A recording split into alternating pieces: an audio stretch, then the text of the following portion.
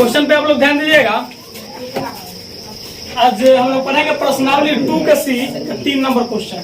ठीक है, क्वेश्चन ज्यादा वास्ट नहीं है।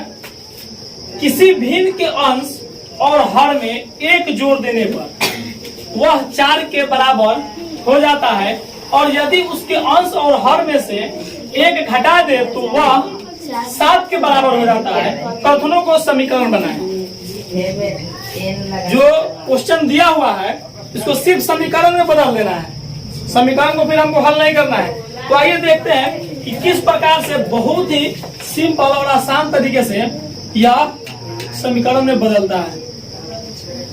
सबसे पहले लिखेंगे प्रश्न से, क्योंकि कल ही हम बताए थे कि जब भी भिन्न का चर्चा हो, क्या हो, भिन्न का चर्चा हो, तो जैसे ही हम क्वेश्चन में देखेंगे कि भिन्न की बात हो रहा है तो सबसे पहले हम मान लेंगे, क्या मानेंगे कि माना भिन्न का अंश बराबर x, और मानने के लिए तो कुछ भी मान सकते हैं। हमने मान लिया भिन्न का अंश बराबर x, और फिर भिन्न का हर बराबर y। ठीक है, यानी अंश को अलग मान लिया और हर को अलग मान लिया। तो भिन्न बराबर क्या होता है? भिन्न बराबर क्या होता है? क्योंकि भिन्न उसको कहते हैं जो बट्टे के रूप में होता है। सिंपल भाषा में कहे तो जो ऊपर और नीचे के रूप में होता है। तो ऊपर नीचे में क्या हो गया, यानी भिन्न बराबर x ऊपर और y नीचे। क्योंकि जो ऊपर होता है उसको अंश बोलते हैं, और जो नीचे होता है उसको हर बोलते हैं। तो हम अंश किसको माने हैं? x को, इसलिए x ऊपर, और हर माने है y को, इसलिए y नीचे। समझ गया ना कि ऊपर। अब कोई ये कहेगा कि y को हम ऊपर क्यों नहीं कहेंगे, लिखेंगे तो y को हम कब लिखेंगे? जब y को हम अंश मानेंगे, और हर को मानेंगे x को, तब x को नीचे लिखेंगे। लेकिन अभी हम अंश माने हैं x को, इसलिए जो ऊपर होता है उसको अंश बोलते हैं, जो नीचे होता है उसको हर बोलते हैं, इसलिए y नीचे आया। क्लियर? इसलिए भिन्न बराबर क्या हो गया? x बटा y। अब हम ध्यान देंगे प्रश्न पे, और प्रश्न के अनुसार अब इसको हम सोल्व करेंगे। क्या कह रहा है प्रश्न? किसी भिन्न के अंश और हर में एक जोड़ देने पर वह 4 के बराबर हो जाता है। तो क्वेश्चन जैसे कह रहा है, ऐसे क्वेश्चन को सोल्व करने के लिए जैसे क्वेश्चन कह रहा है उस तरह से हम, अगर माइंड में हमारा सेट हो रहा है तो माइंड में हम सेट करके इसको लिखेंगे, या नहीं तो उस बात को सेम टू सेम हम लिख देंगे बोर्ड पे। जब बोर्ड पे हम लिख देंगे या कॉपी पे लिख देंगे तो हमको और आसान हो जाएगा उसको समझने के लिए। तो आइए हम लिख करके देखते हैं क्या कर रहा है कि भिन्न के अंश और हर में एक जोड़ देने पर। तो अंश क्या है? क्योंकि अंश में एक जोड़ना है तो अंश प्लस 1 देना होगा। और फिर कह रहा है हर में एक जोड़ने पर, तो हर क्या है? y है, तो हर में फिर एक जोड़ रहा है तो हर प्लस 1। क्लियर? तो जब अंश में एक जोड़ दिया फिर हर में एक जोड़ दिया तो वह कितने के बराबर हो जाता है? 4 के बराबर हो जाता है, इसलिए बराबर 4 हमने लिख दिया। कोई दिक्कत? जैसे क्वेश्चन कहा वैसे हमने बोर्ड पे सजा दिया। अब आइए देखते हैं कि हमारा अंश क्या है। तो अंश हमारा x है, इसलिए x और प्लस 1 बट्टा हर क्या है? y है, इसलिए y प्लस 1। अब यह कितने के बराबर हो गया? 4 के बराबर। 4 का बट्टा अगर 1 हम कर दे तो कोनो दिक्कत? कोई दिक्कत नहीं होना चाहिए। अब देखिए बराबर के दोनों साइड में है, एक तरफ x के साथ है और एक तरफ बिना x वाला है, यानी एक तरफ चर भी है और एक तरफ सिर्फ अचर है। क्रॉस गुना यहाँ पे करेंगे तो x प्लस 1 में 1 से गुना करेंगे कितना होगा? x plus 1 into 1। चाहिए इधर लिखिए इसको, 1 बराबर फिर क्या होगा? 4 इंटू y प्लस 1। यहाँ तक किसी को दिक्कत नहीं ना है? समझ आ रहा है?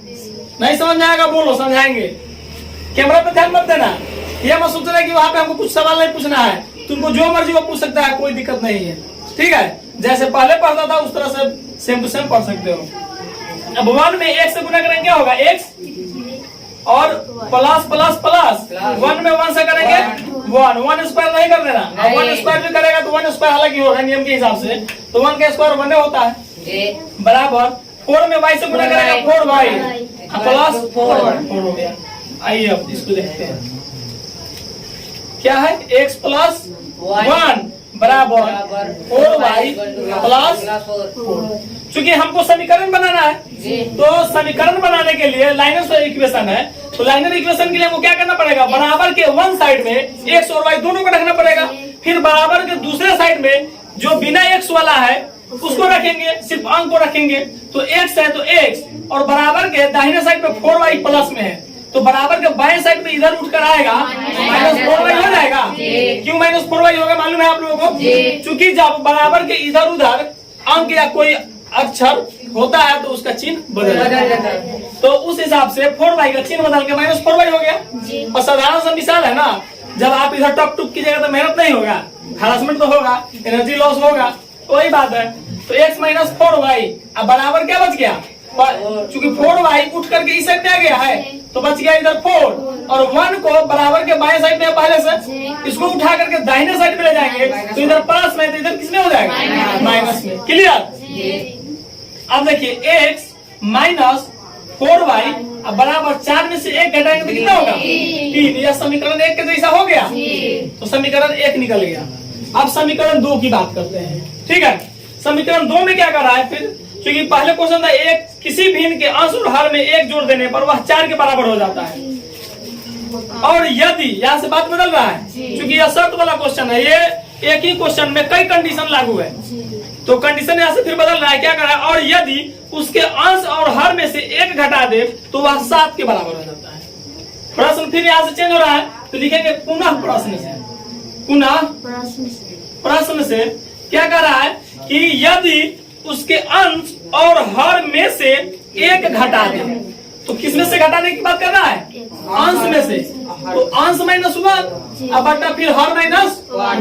जिस तरह से यहाँ पे हमने बताया है जोड़ने की बात कर रहा था, तो अंश +1 बटा हर +1। अब यहाँ घटाने की बात कर रहा है तो अंश -1 बटा हर -1। कोई दिक्कत नहीं।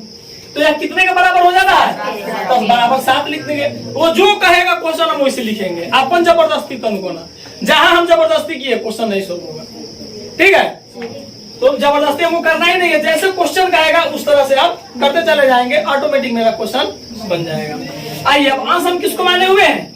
x को, तो x -1 हो जाएगा। बटा हर किसको माने हुए हैं?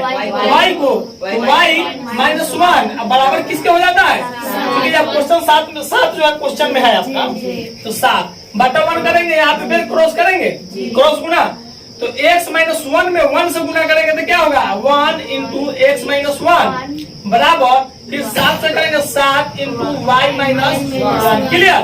अब इसको इसी तरह सोल्व कर लेंगे। नहीं सोल्व करते हैं, 1 में x से गुना करेंगे x, अब प्लस -1 हो जाएगा बराबर 7 में y से करेंगे 7y, अब प्लस -7। अब हमको समीकरण बनाना है, तो इसको बराबर के एक साइड में xy को रखेंगे, तो x 7y उधर प्लस में, इधर आएगा तो -7y बराबर -7। यह 1 बराबर के दूसरे साइड में जाएगा तो +1 हो जाएगा। कोनो दिक्कत है अभी?